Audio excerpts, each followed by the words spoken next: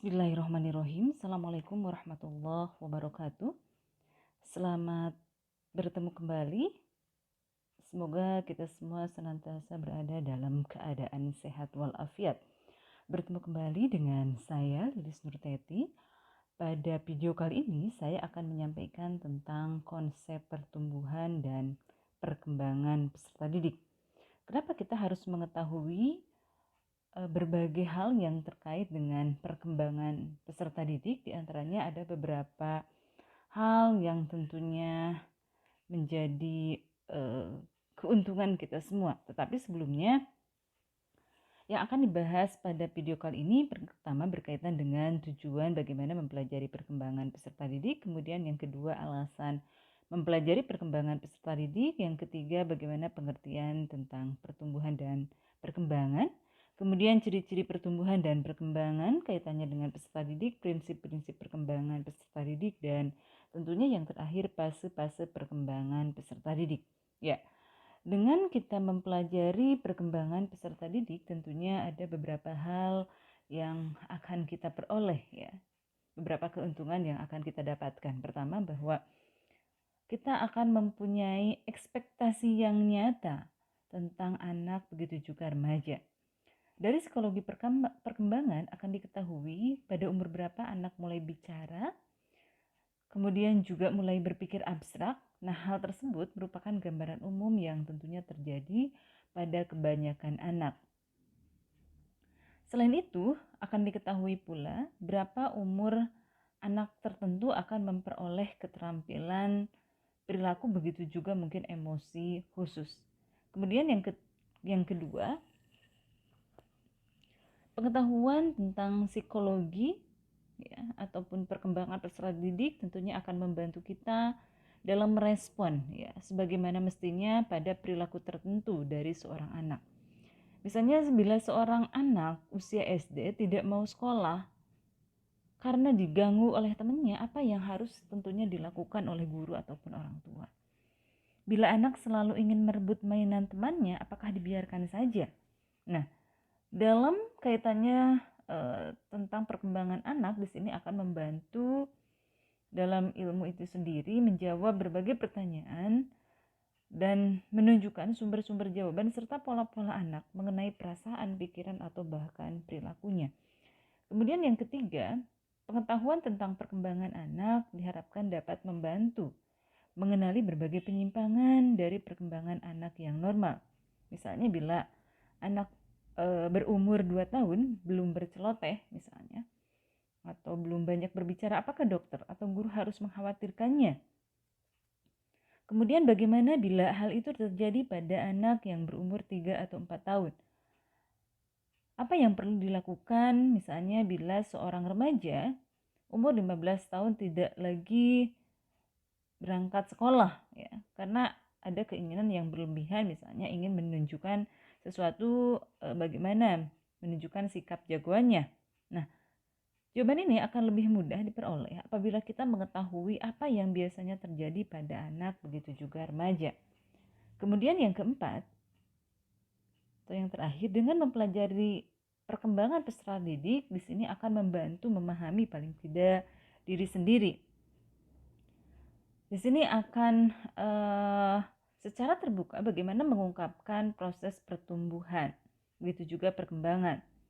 Kemudian juga proses-proses yang akan dialami oleh seorang individu khususnya dalam kehidupan sehari-hari. Dan yang lebih penting lagi tentunya dengan pengetahuan ini akan membantu kita bagaimana memahami apa yang kita alami.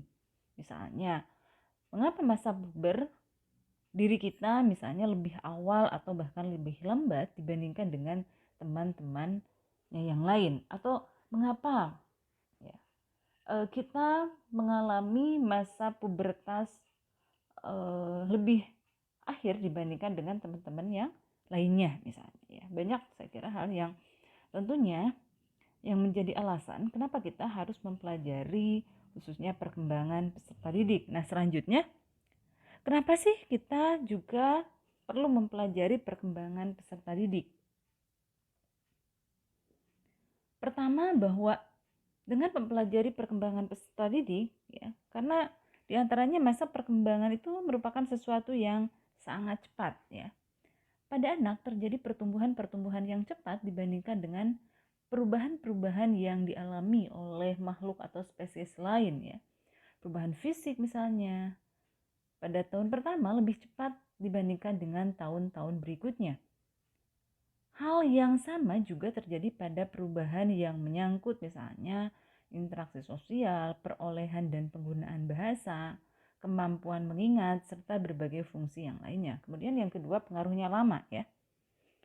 Bahwa kenapa kita mempelajari perkembangan anak, bahwa peristiwa-peristiwa dan pengalaman-pengalaman pada tahun-tahun awal menunjukkan pengaruhnya lama begitu juga kuat terhadap perkembangan individu pada masa-masa berikutnya. Kebanyakan ahli dalam teori psikologi berpendapat bahwa apa yang terjadi pada hari ini sangat banyak ditentukan oleh perkembangan kita sebagai anak. Bahkan bagaimana bahwa 5 tahun pertama itu sesuatu yang tentunya sangat penting sekali. Begitu juga implikasinya sangat besar terhadap masa depan anak. Kemudian yang selanjutnya bahwa perkembangan itu merupakan sesuatu yang prosesnya sangat kompleks ya. Sebagai peneliti yang mencoba memahami perilaku orang dewasa yang tentunya kompleks, berpendapat bahwa bagaimana mengkaji tentang bagaimana perilaku itu sendiri pada saat masih sangat sederhana akan sangat berguna. Misalnya, bahwa kebanyakan orang dapat membuat kalimat yang panjang dan dapat mengerti bagaimana apa yang disampaikan oleh orang lain. Manusia juga mampu berkomunikasi dari cara yang sederhana sampai kepada bahasa yang tentunya kompleks ya, yang tentunya dipergunakan untuk mengikuti aturan-aturan tertentu ya.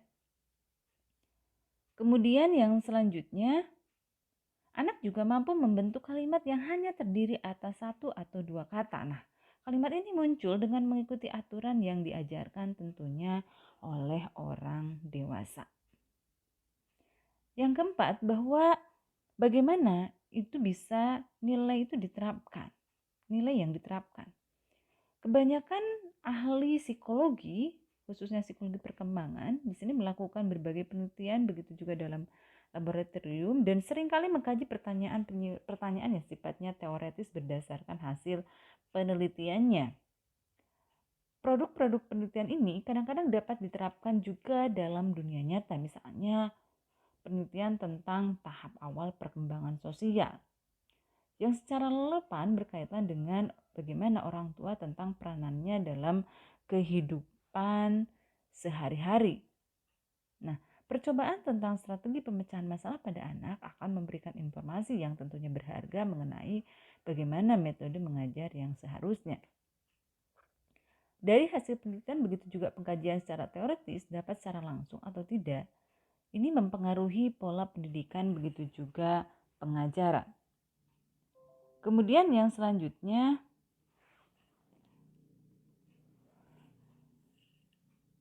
masalah ini ya berkaitan dengan perkembangan peserta didik itu masalah yang menarik ya. Di mana anak merupakan makhluk yang mengagumkan dan penuh teka-teki serta menarik untuk dikaji. Kemudahan anak umur 2 tahun untuk mempelajari bahasa ibunya dan kreativitas anak untuk bermain dengan temannya merupakan dua hal dari karakteristik anak yang sedang berkembang. Misalnya banyak lagi hal-hal yang tentunya berkaitan dengan perkembangan anak yang merupakan misteri dan menarik. Dan hal itu tentunya membutuhkan jawaban yang itu bisa dikaji dalam psikologi, khususnya perkembangan peserta didik ya.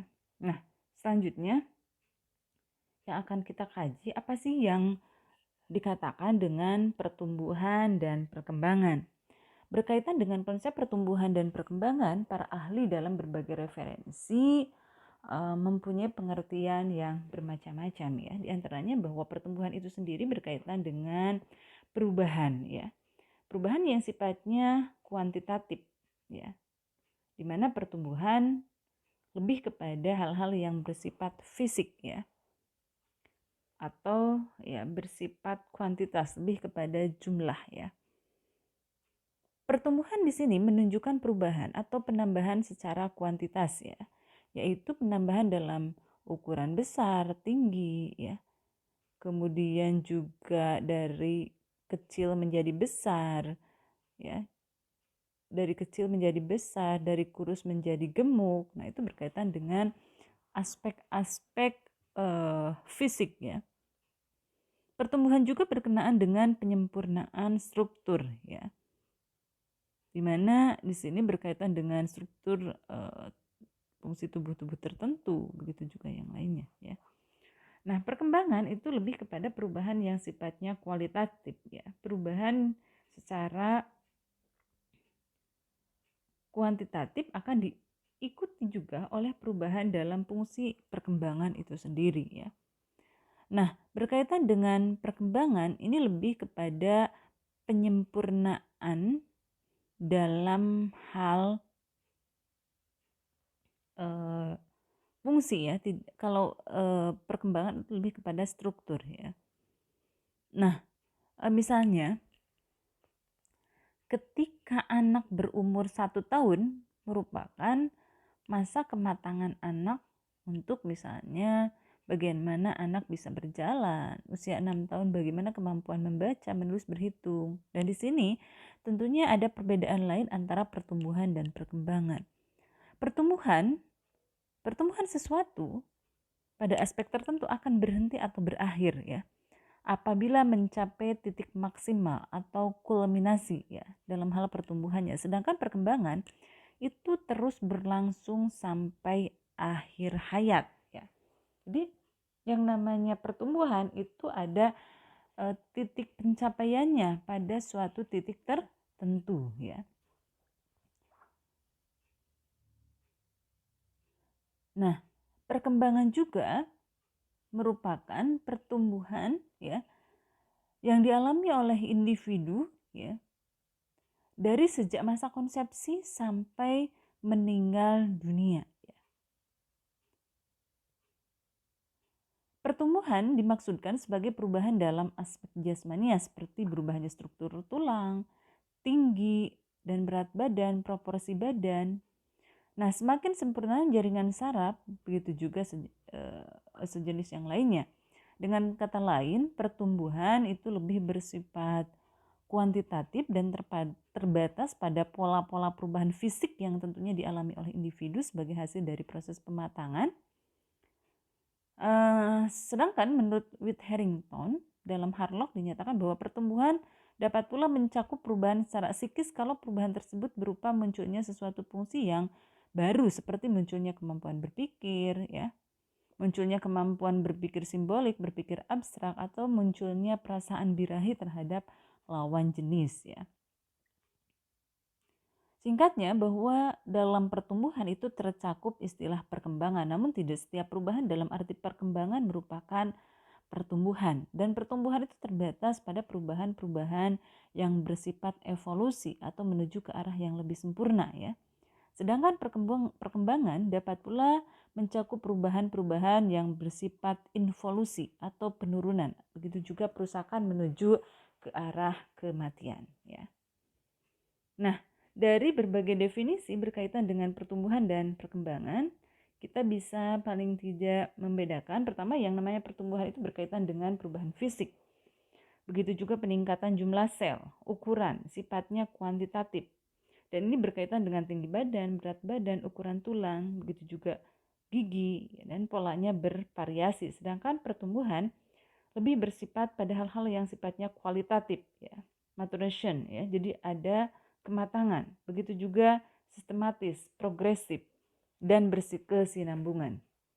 Ya, menurut Samsu Yusuf dalam bukunya Psikologi Perkembangan Anak dan Remaja dinyatakan bahwa yang namanya perkembangan diartikan sebagai perubahan yang sifatnya progresif dan kontinu atau berkesinambungan dalam diri individu dari mulai lahir sampai mati, ya.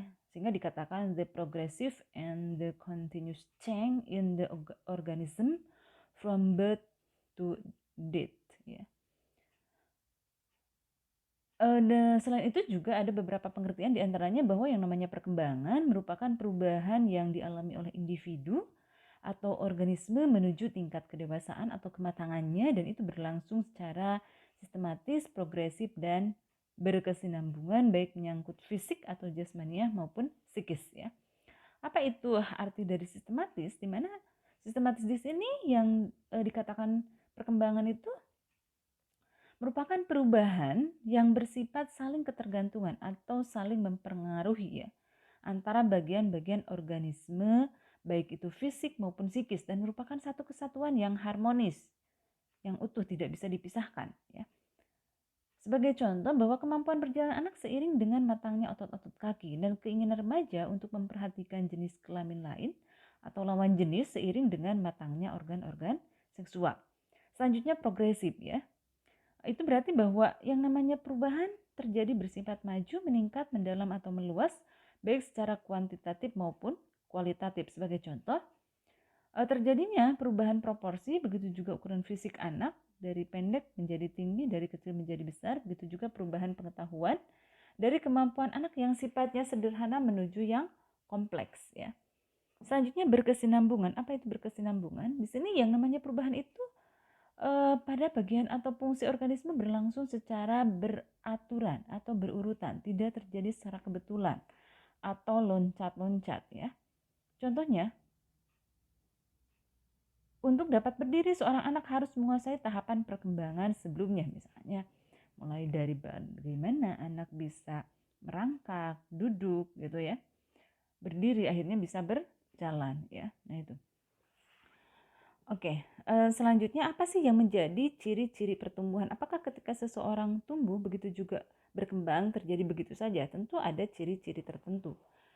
Pertama, bahwa yang namanya perubahan itu terjadi baik dalam aspek fisik maupun psikis ya. Perubahan dalam aspek fisik ya berkaitan dengan perubahan tinggi, begitu juga berat badan serta organ-organ tubuh yang lainnya. Sedangkan dalam aspek psikis misalnya semakin bertambahnya dalam perbendaharaan kata dan matangnya kemampuan berpikir, mengingat serta menggunakan imajinasi kreatifnya. Kemudian yang selanjutnya, ciri dari pertumbuhan dan perkembangan terjadinya perubahan dalam hal proporsi, ukuran ya. Aspek fisik misalnya, proporsi tubuh anak berubah sesuai dengan fase perkembangannya. Pada usia remaja, proporsi tubuh anak mendekati proporsi tubuh usia remaja itu sendiri. Sedangkan aspek psikis, misalnya dalam perubahan imajinasi dari yang fantasi ke realistis atau realitas, perubahan dari yang tertuju pada dirinya sendiri, ya egosentris, beralih-alih menuju ke perlahan-lahan beralih kepada orang lain atau kelompok teman sebaya ya, punya jiwa empati, simpati ya, punya jiwa sosial. Selanjutnya lenyapnya tanda-tanda lama. Tanda-tanda fisik misalnya lenyapnya kelenjar tibus atau kelenjar yang itu dimiliki oleh anak-anak yang terletak pada bagian dada atau kelenjar pineal pada bagian bawah otak. Begitu juga rambut-rambut halus dan gigi susu itu diganti dengan adanya tanda-tanda yang baru misalnya. Lenyapnya masa mengoceh, bentuk gerakan kanak-kanak, merangkap, atau perilaku impulsif ya, dorongan untuk bertindak sebelum berpikir ya. Sehingga selain itu diperolehnya tanda-tanda yang baru. Tanda-tanda fisik baru misalnya tadi dari gigi susu ya diganti dengan gigi dewasa misalnya ya. Begitu juga karakteristik seks ya. Ini terjadi pada usia remaja, baik itu ciri primer ya, diantaranya menstruasi misalnya pada perempuan ataupun mimpi basah pada anak pria maupun sekunder. Misalnya perubahan pada anggota tubuh, apakah pinggul, buah dada misalnya pada wanita, pada perempuan ya, adanya kumis, jakun, suara pada pria atau tanda-tanda psikis yang lainnya seperti berkembangnya rasa ingin tahu, terutama yang berhubungan dengan seks, ilmu pengetahuan, nilai-nilai moral ataupun bahkan keyakinan beragama. Nah itu. Nah selanjutnya apa sih yang menjadi prinsip-prinsip dari proses pertumbuhan dan perkembangan? Pertama berkaitan dengan prinsip kesatuan organis ya. Dimana menurut prinsip ini bahwa anak merupakan satu kesatuan baik itu fisik maupun psikis dan kesatuan komponen dari dua unsur tersebut ya. Perkembangan komponen fisik begitu juga psikis bersangkut paut antara yang satu dengan yang lain dan itu saling mempengaruhi. Setiap komponen itu juga tidak berkembang secara sendiri-sendiri, tetapi perkembangan satu komponen akan berpengaruh terhadap komponen yang lain. Oleh karena itu, misalnya dalam proses belajar sangatlah penting untuk melibatkan sebanyak mungkin berbagai komponen, baik itu fisik maupun psikis peserta didik secara serempak. Agar apa? Agar hasil belajar anak dapat tercapai secara maksimal. Nah, misalnya dalam belajar kita melibatkan indera penglihat, indera pendengar, indera perasa, peraba, atau bahkan gerak anak ya. Selain itu, juga harus disadari oleh seorang pendidik jika salah satu komponen terganggu, maka komponen lain juga akan terganggu. Misalnya, proses belajar anak ya akan terganggu ketika anaknya sakit misalnya, secara fisik atau bahkan kurang gizi ya. Kalau misalnya anak mengalami kecemasan yang tinggi misalnya dalam belajar, akan mengalami gangguan ya hal yang lainnya. Misalnya sakit perut, pusing, sakit kepala, ngompol, ataupun yang lainnya. Sehingga dalam hal ini guru tentu harus mengurangi berbagai kecemasan atau ketakutan dalam proses belajar. Sehingga bagaimana menciptakan situasi belajar yang tentunya bisa menyenangkan ya. Walaupun harus anak-anak itu menyelesaikan berbagai tugas yang tentunya cukup menantang dan sulit. Kemudian yang selanjutnya berkaitan dengan prinsip perkembangan peserta didik, ya prinsip dan tempo irama perkembangan. Prinsip ini menyatakan bahwa anak berkembang sesuai dengan tempo dan irama perkembangan sendiri-sendiri yang teratur. Setiap anak memiliki tempo dan irama perkembangan yang tentunya berbeda dengan anak yang lain. Ada anak yang cepat ya, kalau kita perhatikan, ada pula anak yang lambat perkembangannya. Misalnya dalam satu kelas ada 2 orang anak yang walaupun ya mereka sama-sama umurnya gitu kan, namun kematangan berpikir mereka misalnya berbeda. Misalnya ada anak A berumur 10 tahun telah memiliki kematangan berpikir sama dengan anak yang umurnya 12 tahun. Sedangkan anak B dengan umur yang sama mempunyai kemampuan berpikir sama juga misalnya dengan anak umur 9 tahun ya.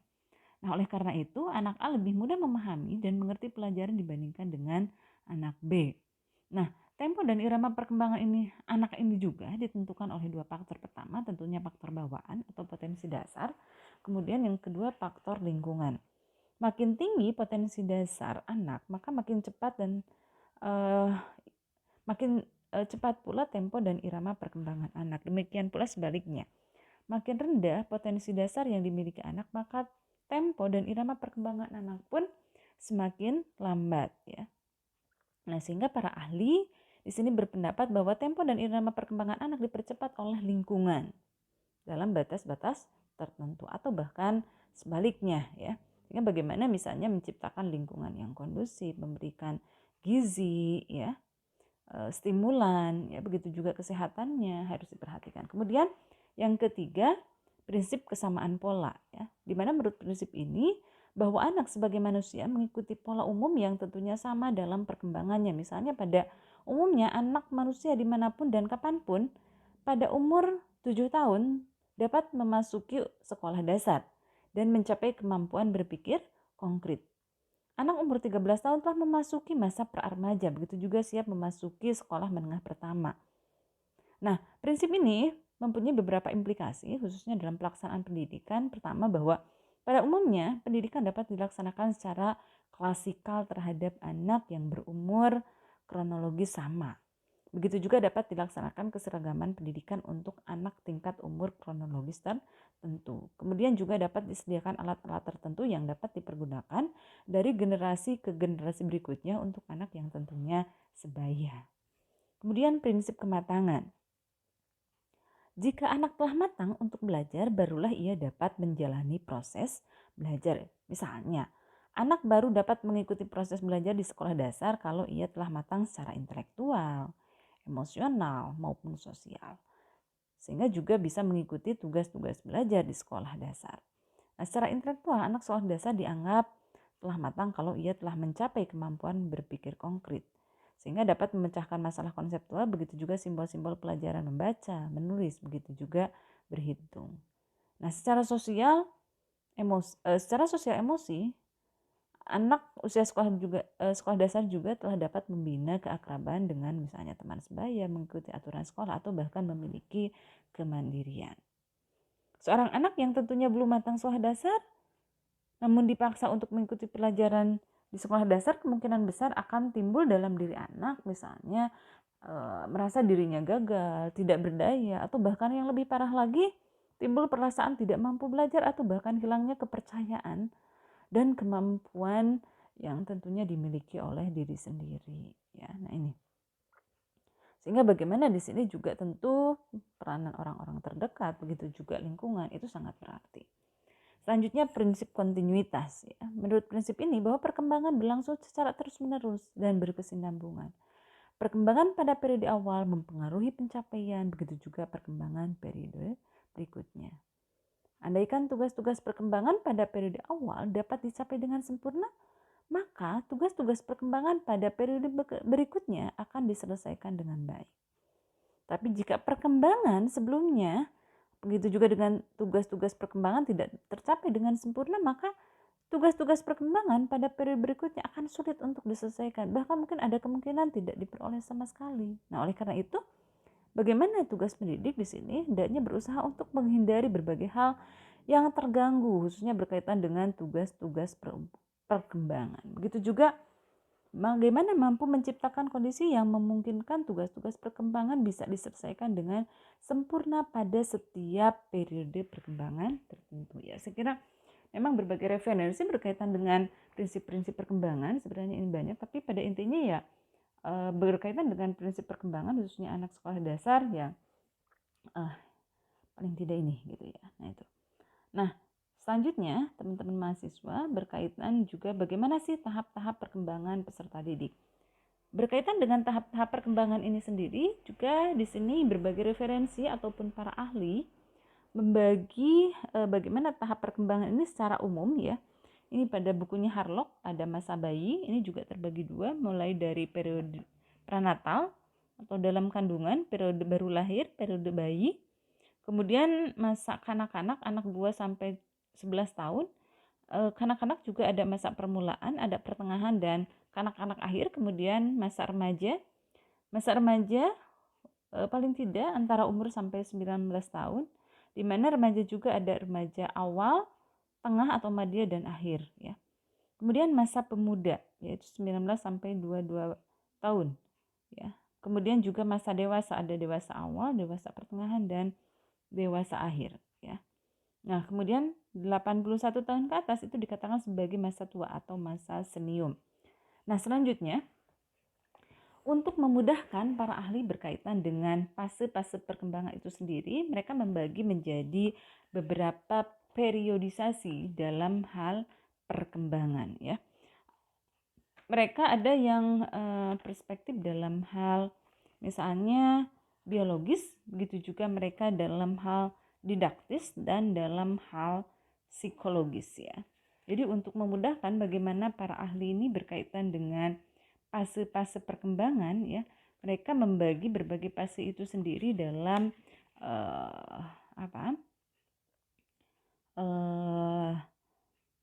tahap-tahap tertentu ya. Nah itu dimana pada setiap tahap ini dilihat dari berbagai hal ya. Pertama, tahap perkembangan bisa dianalisis secara biologis ya. Berdasarkan analisis biologis di sini para ahli ya membagi menjadi 3 tahap ya. Kalau menurut Aristoteles atau 2 tahap menurut 4 tahap menurut Kreutzmann. Kemudian Elizabeth Hurlock menyebutnya menjadi 5 tahap ya. Kemudian berdasarkan analisis didaktis ya atau instruksional ya, berdasarkan proses pendidikan ya. Kemudian juga berdasarkan analisis psikologis, hal-hal yang tumbuh berkaitan dengan psikologis ya. Nah, selanjutnya bagaimana fase perkembangan berdasarkan anak ya, secara umum paling tidak ada 3 fase, ada fase perkembangan anak usia dini 0 sampai 8 tahun, fase usia sekolah 7 sampai 12 tahun dan fase remaja. Nah, berdasarkan analisis biologis ini Aristoteles membagi 3 ya. Ada yang disebut dengan tahap 1 ya. dari 0 sampai 7 tahun ya, di mana pada tahap 1 ini dibatasi oleh pergantian gigi ya. Tahap 1 ke tahap 2 perbedaannya ataupun yang menjuranginya ya, ini ada pergantian gigi ya. Begitu juga antara tahap 2 dengan tahap 3 ditandai dengan berfungsinya organ-organ seksual pada individu. Kemudian menurut Krizmer ya menyatakan bahwa yang namanya anak melewati 4 tahap ya. Ada tahap 1, tahap 2, tahap 3 sampai tahap 4. Ya, tahap 1 dikatakan 0 sampai 3 tahun dikatakan tahap pulung atau pengisian, di mana pada periode ini anak kelihatan gemuk ya, pertumbuhan fisiknya terlihat sekali. 3 sampai 7 itu dikatakan periode strekung ya, di mana anak kelihatan langsing ya, memanjang atau bahkan meninggi. Selanjutnya tahap 3 anak kelihatan gemuk kembali ya, 7 sampai 13 tahun. Kemudian pada tahap 4, 13 sampai 20 tahun dikatakan strekung. Nah, di sini anak kelihatan langsing kembali. Selanjutnya Elizabeth Harlock membagi tahapan anak menjadi 5 tahap ya. Ada fase prenatal, infancy, babyhood, childhood, dan adolescent ya. Selanjutnya berdasarkan analisis didaktis atau instruksional yang dipergunakan oleh para ahli, katanya ada beberapa kemungkinan. Pertama, apa sih yang harus diberikan kepada anak pada masa-masa tertentu. Kemudian yang kedua, bagaimana caranya dalam mengajar atau menyajikan pengalaman belajar kepada anak didik pada masa-masa tertentu.